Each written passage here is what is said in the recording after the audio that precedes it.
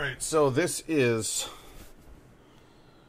it's a Warhorse. I didn't know it was a Warhorse. Okay. I met these guys. I did a tasting over at World of Beer. This was years ago, in the before times. And I had several others. Breakfast with Churchill is a really nice stout that they do. They had a good IPA, nice and hazy and tasty. Yeah, they did a bunch of good stuff. This is Warhorse Brewing Company. Organize, Agitate, Educate, Chai Whoopie Pie Brown Ale. And organize, agitate, educate. And there's a whole lot of ladies out there who are standing up for votes for women. And it says here, Cafe 19 pays tribute to Seneca Falls' rich history of women's rights. Organize, Agitate, Educate celebrates the 100th anniversary of women's right to vote. We're proud to pay homage to those who decided that who dedicated their lives to making women's voices heard. Preparations. Man reparations. Why does Wilson see votes from women when he... Well, I can't read all of the signs, but these are actual photos of actual women's rights activists demanding that they have the right to vote. Which I think is fucking rad.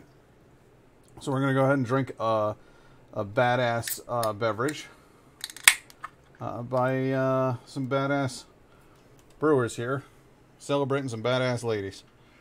And pour that in there. Ooh, it's not foamy. I'll tell you that. I can pour that straight, and it does not foam up very much at all. He said right before everything went tits up. Get a smell of this here. Matt and I are fans of Warhorse. Me more for the cider. Oh, yeah. Well, yeah. Oh, hey, buddy. Hello. Cedar has come to visit. He is, I guess, curious about the beer. Why don't we go ahead and pick you up? Try not to pick you up by the butt. By the butt? What do you think? What do you think, buddy? And then we'll have a sniff of this here beer. Cedar, what do you think?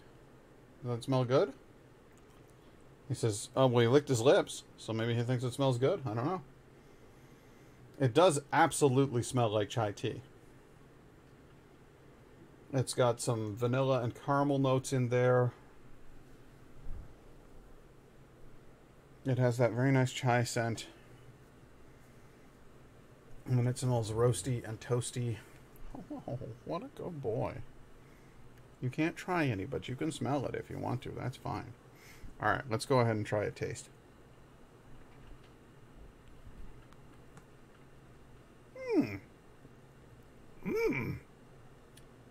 I just turned into Miss Piggy for a second there. I got real excited. I went, Yeah. What do you think, buddy? That's really tasty. There's a lot of the elements of a Halloween beer that I like in there. There's clovey, spicy. There's a bunch of stuff going on in there. Cinnamons and maybe cardamoms. I don't know what exactly goes into chai tea aside from tea leaves. I know there's a bunch of spices in there. And I have to say, my goodness, they're all coming out to play in this thing. This is a remarkably aromatic and complex brew here with some great flavors going on.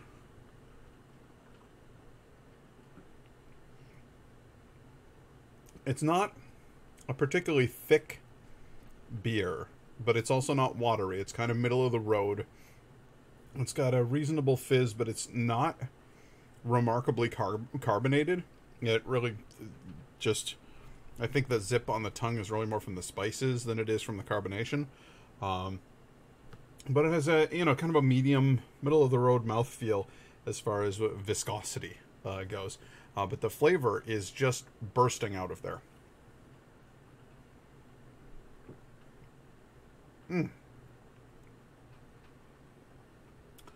Only time will tell whether it destroys my innards or not.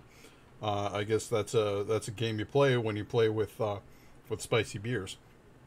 But I don't think it will, honestly, because chai tea never upsets my stomach. So I can't see any reason why this would, except for the fact that it has those spicy qualities of those holiday beers that sometimes just give me a big solid gut punch. Trying to keep that as far from your mind as possible. There are things about those beers that I like so much that I consider them worth the additional abuse. Pumpkin does not agree with my system, and yet I love pumpkin ales. This really feels more... I don't know how to explain it, because I would think with all of the seasonings and everything that you're looking at like a Christmas beer or a Halloween beer or perhaps a Thanksgiving beer. But actually, it's fitting perfectly well in the context of a summer beer for me. It's light enough and refreshing enough, certainly wet enough to wet down the palate and make you feel refreshed. But I guess that's kind of the way that tea works. In a lot of places around the world, people drink tea when they're thirsty, not just because of the flavor, but because it's what quenches them. In some of the hotter places in the world, people drink tea in that way. Did the spicy one from the other day do any damage?